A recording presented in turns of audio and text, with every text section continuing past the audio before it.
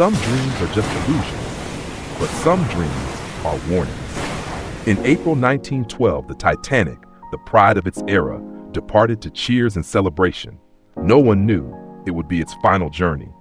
But the strange thing is, before the tragedy occurred, some people had already dreamed of it. Edward John Smith, a seasoned captain with over 40 years of experience, was chosen to command the Titanic on its maiden voyage. It was the greatest honor of his career, yet strangely, before departure, he confided in a friend that he felt an unexplainable sense of unease. "I can't explain it, but I have a feeling that I won't be coming back." Some documents and second-hand accounts suggest he had a dream where he was standing in the freezing ocean, water rising to his neck, unable to save anyone. Still, due to pressure from the White Star Line and his own pride, he boarded the ship. Notably, the Titanic voyage was to be his last before retirement. Eleanor was an upper-class American woman traveling with her husband and son. Before the trip, she told relatives that she kept having a dream where she was running through a narrow hallway, water rising step by step, and the sound of metal clashing echoed like screaming. In the dream, she couldn't open the door. She couldn't escape, and no one could hear her call. Despite her unease, her family boarded the ship for business reasons. After the sinking, her husband died. Eleanor and her son survived thanks to a lifeboat.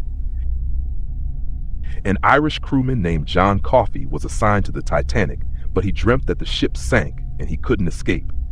After boarding and feeling terrified, he secretly disembarked at Queenstown, now Cobh, Ireland, an act considered a breach of discipline, but it saved his life. One passenger brought a pet dog.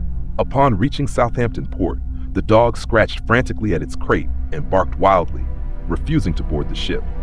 The owner had no choice but to leave it behind. She later said she had never seen it behave like that. She survived by not getting on the Titanic.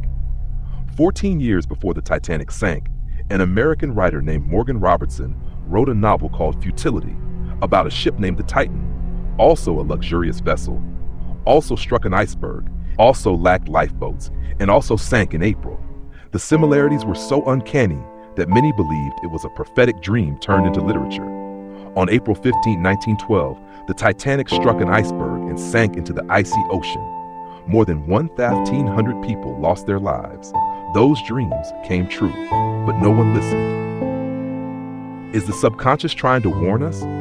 Are dreams a doorway into the future, where every dream could be a truth waiting to be told? Subscribe to the channel to hear more strange dreams, maybe even yours. Comment if you've ever had a dream that came true.